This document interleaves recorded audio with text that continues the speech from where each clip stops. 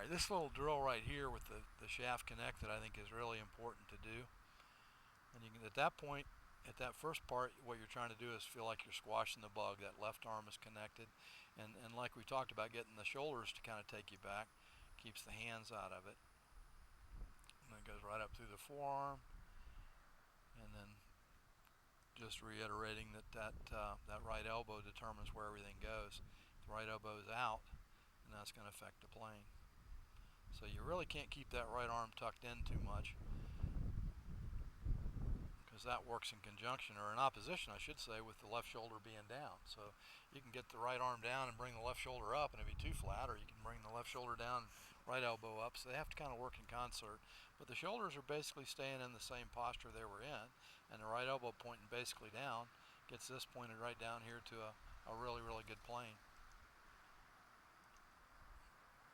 Same drill again. And there you can see, if we back that up a little bit, because I would like to see you check it right here and see that you've compressed yourself up against the shaft a little bit.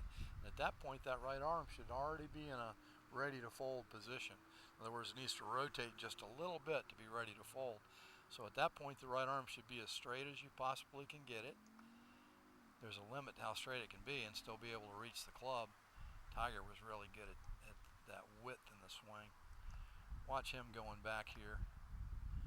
And that right arm doesn't need to fold a whole lot, but it has rotated enough to where that elbow, the front of the elbow, is kind of pointing up to the sky a little bit, which allows him to keep rotating it and pointing it down.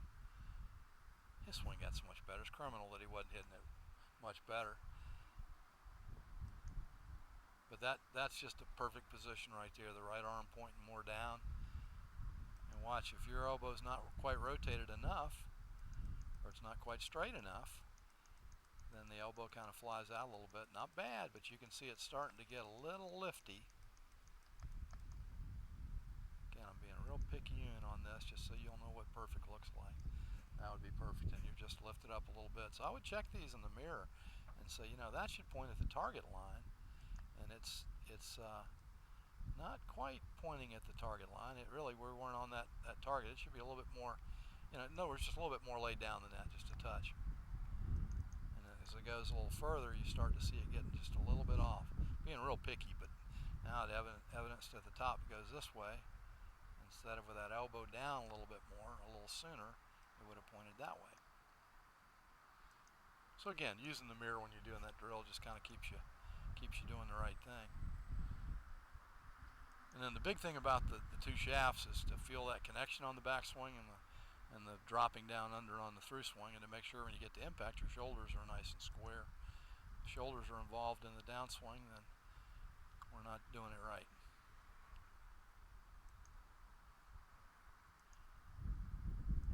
Same drill from the front. All the problems in most of our swings can be traced back to the first few feet. In other words, when you're hitting it really good and all of a sudden you go bad, it's usually the first few feet of the backswing. You've lost this connection, which is why it helped me so much to learn how important it was for the shoulders to dictate the backswing. I mean, look at that and compare that to this one going back.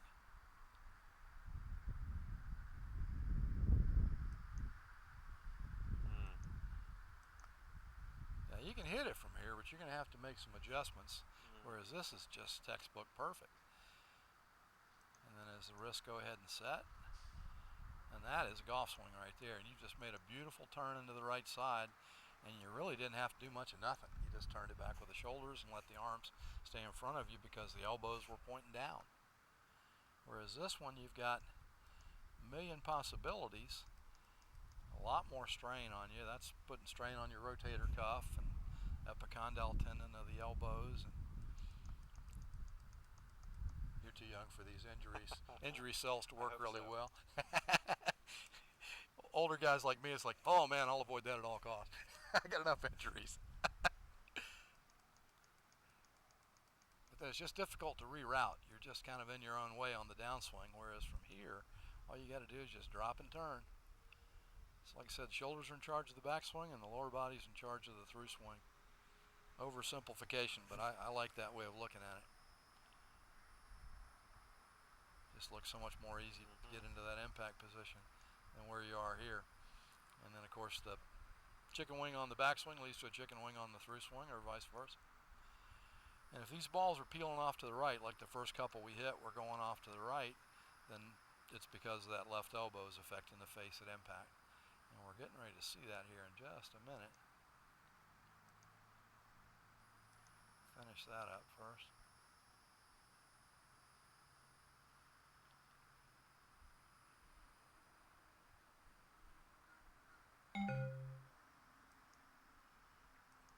That's great. Nice compression of the imaginary bug there. Right arm pointing down for a perfect plane. That's awesome.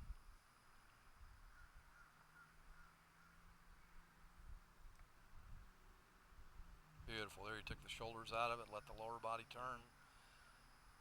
How's that club face doing? Back that up a little bit. Yep, club face is looking good there. It should keep closing to get squared up. As you get down to impact, that face is just a little open. So even with this perfect position here, we've got to be able to square that club face up just a little bit more rotation. That's the beauty of checking it down at the bottom of those two shafts, or in this case, checking where impact would be, and say, you know what, I got to tweak that a little bit, get that a little bit more square. Or tomorrow you may need to tweak it open a little bit, because it's like driving a car at high speeds down the road. You've got to make little adjustments.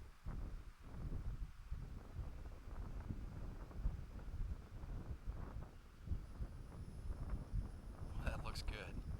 And you can see that through swing, the left elbow flies just a little bit, so that's when we talked about that. Alright, now let's look at how these look comparatively.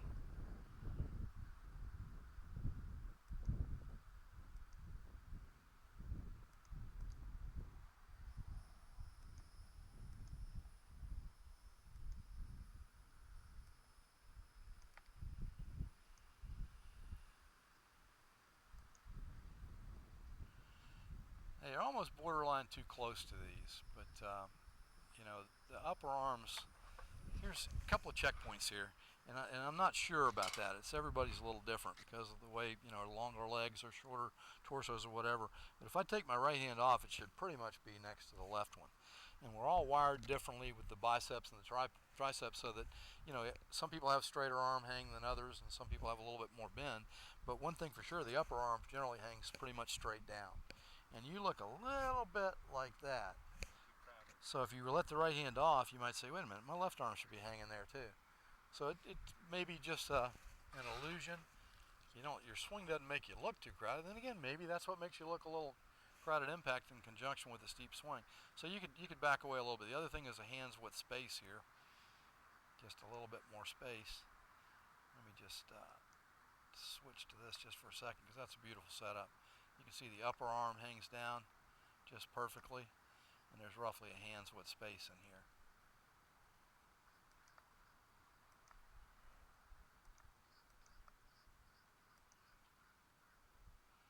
So now, see if we're turning back better and squashing that bug.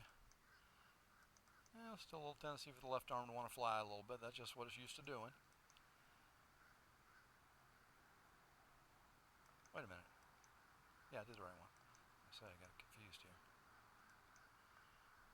But the thing you can see is that the hands are drifted away a little bit from there. And this is, even though this is still a little out, the plane is better. See how that right arm is a little bit more close to this line? Definitely a better plane.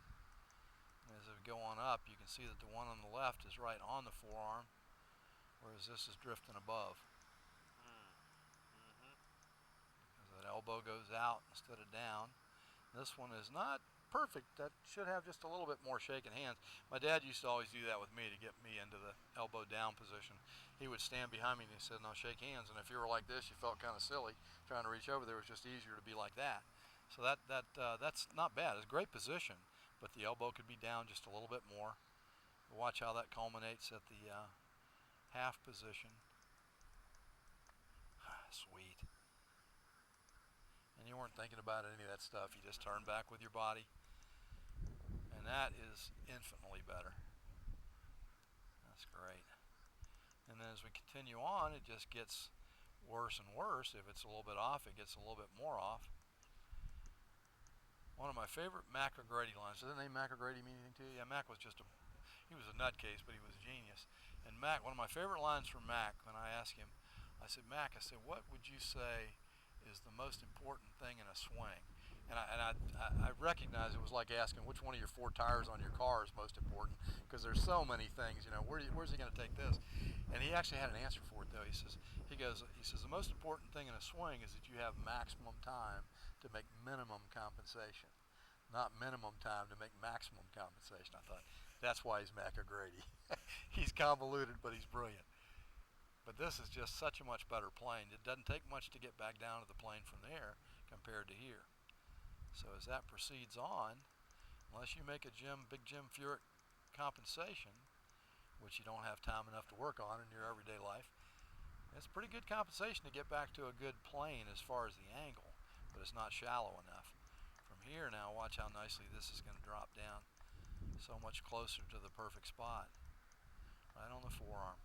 So that is like night and day. This swing can still be screwed up, as golf is golf, but this one has to really compensate a lot. I don't know whether this is going to go to the right today or to the left today. And this one, at least you're in a position that you're down to the steering wheel at impact. God, it looks so much better. Now, you weren't used to it. You were thinking about the backswing. You didn't quite turn through, so the contact wasn't great. But look at the difference, how much closer your hands are to the correct plane. Your arms and your body can work together on that plane. On this plane, they really can't. They're fighting each other. And that left arm has to fly out a little bit. Whereas here, the left arm still flies out a little bit because it's used to it, but it's not as much. And as a result, that's closer to being on plane. So I would check it at that point and say, okay, what do I need to do to get this pointing down at the target line? And it's just that same thing as on the backswing in reverse. You'll see a lot of funny finishes on the tour because they've already got the club face square, and they've figured out a way to block their particular tendency.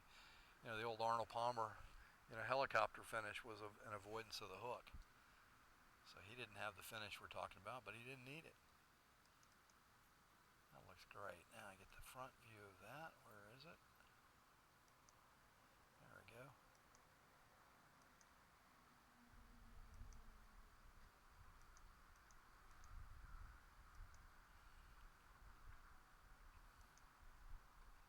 I already saw the difference with the drill, but just no repetition at all other than just the concept, and it's already a lot better.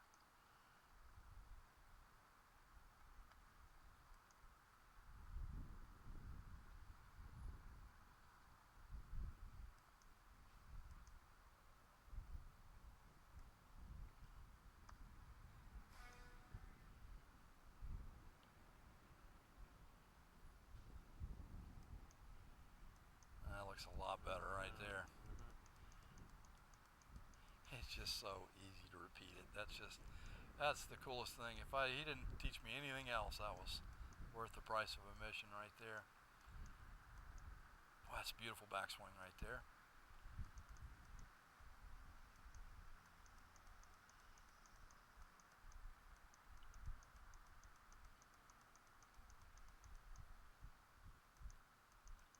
Watch when this gets hooked back up to the body on the downswing.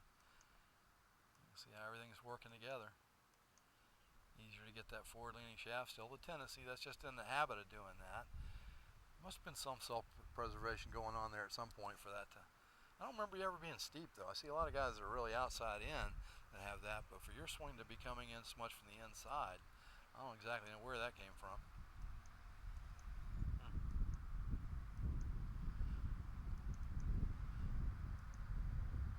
That's why those went to the right, because your left arm wasn't letting that face square up. So if you feel like your left arm points more to the ground, that's automatically gonna square that up. And then finally, wait a minute, where'd it go? Didn't we do that drill swinging into the camera? That's it. There we go. Skipped right past it. We didn't look at this yet, did we? Okay, this is yeah, we got that. Yeah, here's one we missed. Okay, so this is good to practice this, just swinging into your sliding glass door. And I would check it to see if the quarter position back, make sure you're squashing the bug. The top of the swing, make sure that right arm's down a little bit. So much better, guys. Again, you would be in the minority. It'd be hard to find people on the tour that look much better than that. But the ones that look better are just a little bit more on plane. The right arm's just a little bit more down. So the better you can get, the better it's going to be.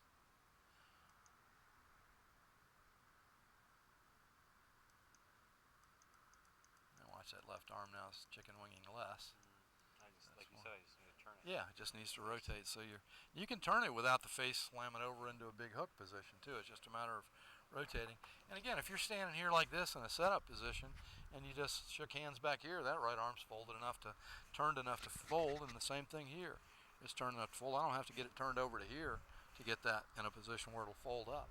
So it really doesn't take all that much to get it. It's just a matter of checking that. And again, that'll just get simpler and simpler. Excellent job.